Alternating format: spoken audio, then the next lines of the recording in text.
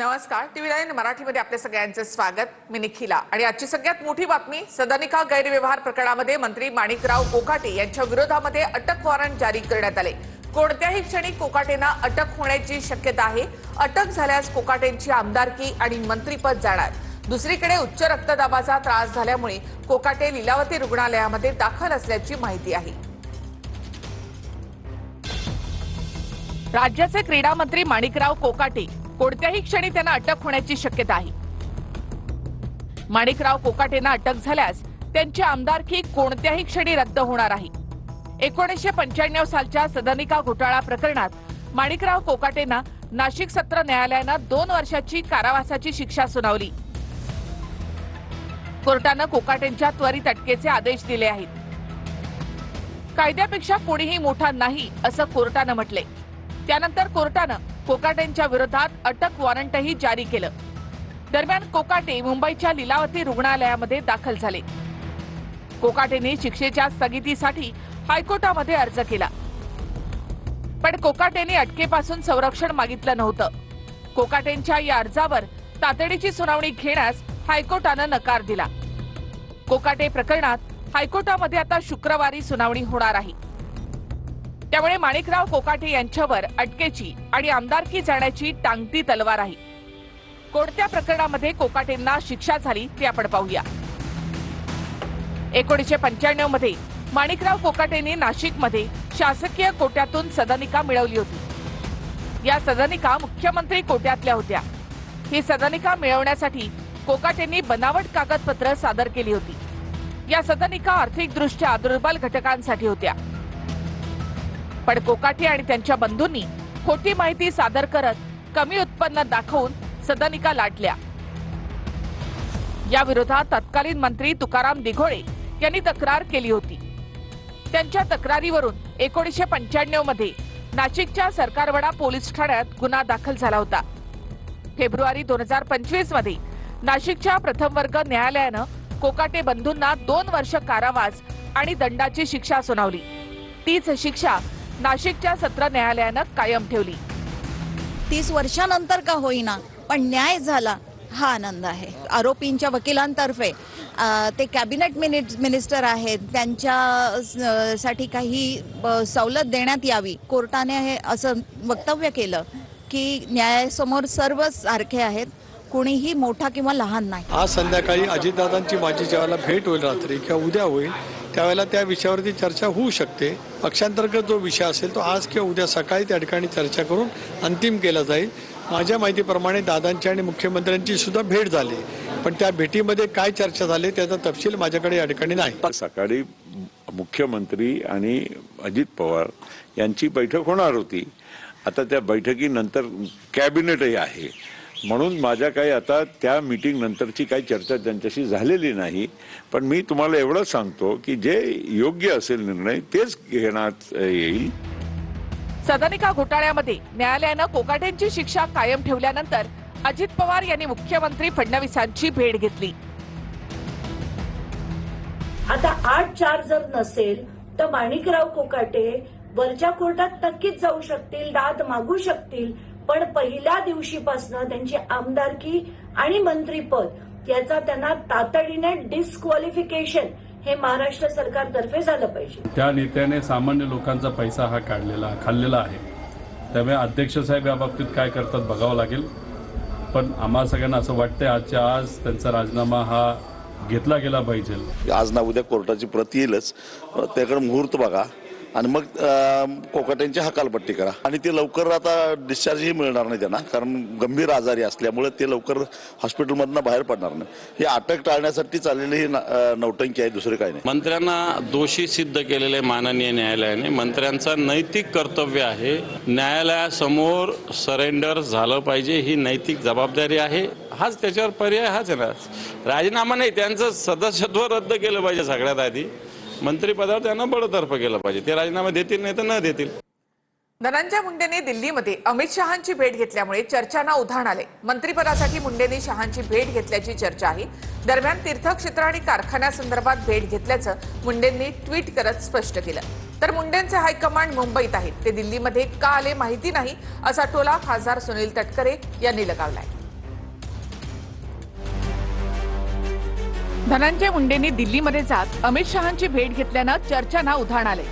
धनंजय मुंडे अमित शहांना कोणत्या कारणासाठी भेटले हे अद्याप स्पष्ट नाही. मुंडे शहांना भेटल्यानंतर त्यांच्याच पक्षाच्या तटकरेंनी खोचक टोला लगावलाय. धनंजय मुंडे दिल्लीत आले याच्याबद्दल मला काही माहित नाही. माझा त्यांचा काही संपर्क झाला नाही. कारण आता मी सुद्धा इथूनच मुंबईला त्या ठिकाणी जायला निघणार असल्यामुळे जर काही त्यांचा संपर्क झाला तर मी जरूर त्यांना विचारेन त्यांचं दिल्लीत येण्याच्या पाठीमागचं प्रयोजन नेमकं काय, कारण त्यांचा हायकमांड मुंबईत आहे. राजकीय वर्तुळामध्ये मुंडे शहा भेटीचे वेगवेगळे अर्थ लावले जात आहेत. मुंडे शहा भेटीचा अर्थ काय? वाल्मिक कराड प्रकरणानंतर धनंजय मुंडेंचं मंत्रिपद गेलं. मुंडे मंत्रिमंडळामध्ये येण्यासाठी इच्छुक आहेत. धनंजय मुंडे राष्ट्रवादीमध्ये नाराज असल्याच्याही चर्चा आहेत. नगर परिषद निवडणुकीच्या प्रचारामध्ये ते फक्त परळीमध्ये सक्रिय दिसले. बीडमध्ये अजित पवार प्रचाराला गेल्यानंतर सुद्धा धनंजय मुंडे तिकडे फिरकले नाहीत. विशेष म्हणजे पक्षाच्या स्टार प्रचारकांच्या यादीत त्यांचं नाव होतं. माणिकराव कोकाटे यांचं मंत्रिपद जाणार असल्यामुळे त्या मंत्रिपदासाठी ही भेट असल्याचीही चर्चा आहे. मनोज जरांगे पाटलांनी मुंडेंवर हत्येची सुपारी दिल्याचा आरोप केलाय. या प्रकरणात जरांगेंनी मुंडेंच्या अटकेचीही मागणी केली आहे. या प्रकरणामध्ये अटक आरोपींनी मुंडेंचं नाव घेऊन सुद्धा मुंडेंना अटक होत नसल्याचा आरोपही जरांगेंनी केलाय. असं जर काही झालं तर 100 वाल्मिक कराड, 1000 त्याच्या टोळ्या आणि शेकडो खून व्हायला लवकरच सुरुवात होईल. शासनाला करायचं असेल तर त्यांनी त्यांचा विचार जे काही पद्धतीने करायचा आहे ते करावा. धनंजय मुंडे सारख्या व्यक्तीला की ज्याच्यामुळे बीडची वाताहत लागली, कराड सारखी माणसं अगदी मोकाटपणे सगळी अंधाधुंद करत होती, अशा व्यक्तीला जर परत युतीने घेतलं तर मला वाटतं की लोकांनी त्यांना सरसकट नकारलं पाहिजे. त्यांना महाराष्ट्रात भेटायला कुणी नेता तयार होत नाही, भेटत नाही, म्हणून एखाद्या वेळेस दिल्लीला ते आले असते. फोटोत पण हसायलेले ते दिसतात, पण अमित भाई शहा मात्र हसत नाहीत. हसत नाही याचा अर्थ काय घ्यायचा? याचा अर्थ तुम्ही समजून घ्या. जो माणूस ज्या माणसाला भेटतो मजबुरी म्हणून भेटतोय असं दाखवलं त्यांनी. बीजेपी ड्राय क्लिनिंग मशीन जे आहे, संतोष देशमुख हत्या प्रकरण जे आहे त्याच्यामध्ये वाल्मिक कराडला भार काढायचा आहे.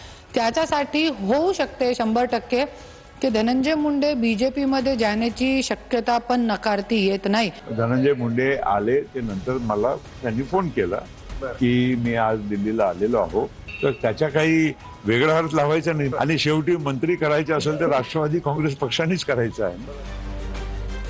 दरम्यान अमित शहांच्या भेटीवर धनंजय मुंडेंनी ट्विट करत स्पष्टीकरण दिलं. नवी दिल्लीमध्ये केंद्रीय गृहमंत्री अमित शहा यांची भेट घेतली. परळी वैद्यनाथ स्थित प्रभू वैद्यनाथ ज्योतिर्लिंग तीर्थस्थळाचा केंद्र सरकारच्या प्रसाद योजनेमध्ये समावेश करण्याबाबत विनंती केली. या योजनेच्या माध्यमातून ज्योतिर्लिंग स्थळाचा विकास आणि कायाकल्प झाल्यास परळी शहरासह संपूर्ण बीड जिल्ह्याच्या विकासामध्ये एक मोठा बदल घडणार आहे. त्याचबरोबर मतदारसंघातील एका कारखान्यासंदर्भात चर्चा केली. पूर्वनियोजित वेळ घेतल्याप्रमाणे आजची ही भेट होती, असं ट्विट धनंजय मुंडे यांनी केलं आहे. 19 तारखेला मोठा गौप्यस्फोट होणार, भाजप सरकारला धोका आहे असा दावा संजय राऊतांनी केलाय. तर पंतप्रधान बदलू शकतात, कदाचित मराठी माणूस पंतप्रधानपदी विराजमान होऊ शकतो असा दावा पृथ्वीराज चव्हाण यांनी केलाय. 19 तारखेला ट्रम्प सरकारनं गुन्हेगार जेफ्री एप्स्टीनच्या फाईल्स अमेरिकेने संसदेत उघड करायला मंजुरी दिली आहे. यावरून आता पृथ्वीराज चव्हाणानंतर संजय राऊतांनी भाजप सरकारला धोका असल्याचा दावा केलाय. जेफ्री एप्स्टीन या गुन्हेगाराचं नेटवर्क उघड करणाऱ्या या फाईल्स आहेत. जेफ्री एप्स्टीन हा जगभरातल्या नेत्यांना आणि उद्योगपतींना मुली पुरवण्याचं काम करायचा. याच्या काही फाईल्समध्ये भारतीय नेते असल्याच्या चर्चा सगळीकडे सुरू आहेत.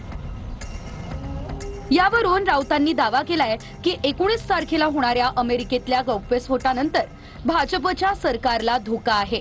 पण 19 डिसेंबरला भारतासंदर्भातली महत्वाची माहिती समोर येणार आहे आणि ही माहिती अत्यंत स्फोटक, धक्कादायक आणि अंधभक्तांना कायमची कोमात पाठवणारी माहिती आहे, अशी माझी माहिती. जी फजिती होणार आहे भाजपची आणि त्यांच्या नेत्यांची, त्याच्यामुळे किती प्रयत्न केला तरी त्यांना सत्तेत राहता येणार नाही.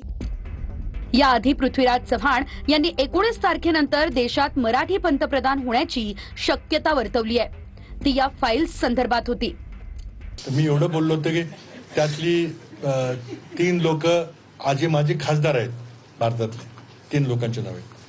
आता कोण आहेत ते 19 तारखेला कळेल असेल तर मग बदल होऊ शकतो. अगदी नंबर 1 पदामध्ये बदल होऊ शकतो. त्यांनी जे काही गौप्यस्फोट जे काही करायचा प्रयत्न केला त्याला मला अजिबात वाटत नाही की त्यामध्ये कुठलाही तथ्य आहे.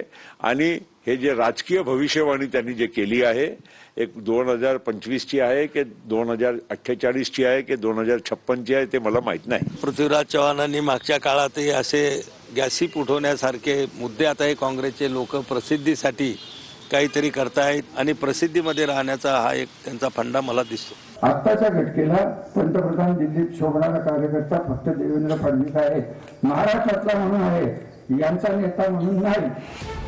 एप्स्टीनच्या आतापर्यंत समोर आलेल्या फाईल्समध्ये राष्ट्राध्यक्ष ट्रम्प यांचेही फोटो होते. जेफ्री एप्स्टीन अमेरिकेतला सेक्स ट्रॅफिकिंग मधला गुन्हेगार आहे. जुलै 2019 मध्ये त्याला अटक झाली होती. नंतर 10 ऑगस्ट 2019 मध्ये तो जेलमध्ये मृत अवस्थेत सापडला. एप्स्टीनकडे सापडलेली कागदपत्र आणि फोटो आता अमेरिकेतल्या संसदेत मांडले जाणार आहे. एप्स्टीनमुळे जगभरातले मोठमोठे नेते म्हणजे Trump, Bill Clinton, Bill Gates हे देखील चर्चेत आले. त्यांच्याबरोबर महिलांचे फोटो सार्वजनिक करण्यात आले. आता उरलेल्या कागदपत्रात जगभरातल्या अनेक देशातले नेते आणि उद्योगपतींची नावं असल्याचं म्हटलं जातंय. सुब्रमण्यम स्वामींनी दावा केलाय की भारतातले काही मंत्री, माजी मंत्री यांची नावं यामध्ये असू शकतात. त्यामुळे शुक्रवारी होणाऱ्या गौप्यस्फोटावर संपूर्ण जगाचं लक्ष लागलंय. मागच्या महिन्यात अमेरिकेच्या संसदेत खासदारांनी एप्स्टीनची कागदपत्र सार्वजनिक करण्याचा कायदा पास केलाय. बहुमतानं कायदा पास झाल्यानं ट्रम्प त्याला रोखू शकलेले नाही. त्यामुळे 19 तारखेला जगासमोर एप्स्टीनचे काळे कारनामे समोर येतील हे नक्की. त्यात भारतातलं कोण फसतंय हे काळच सांगेन.